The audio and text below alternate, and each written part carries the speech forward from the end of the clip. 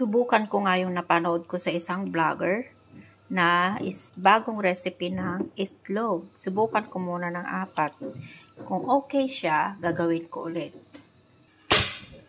Pakulo natin ito ng 7 minutes. 7 minutes. Habang nagpapakulo tayo ng itlog, naggayak ako ng bawang, sibuyas at saka chili. At lalagyan natin ng sesame oil. 1 kutsarang sesame oil.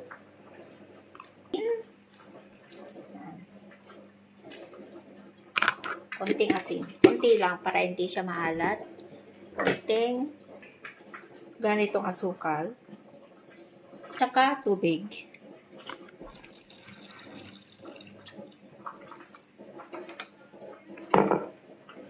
Haluin natin yan. Lagyan natin ng tubig na may ice.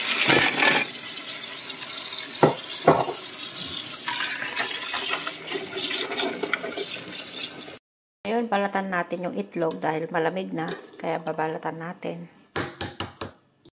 Ilagay ko na yung itlog sa loob at i-marinate natin ito ng 24 hours.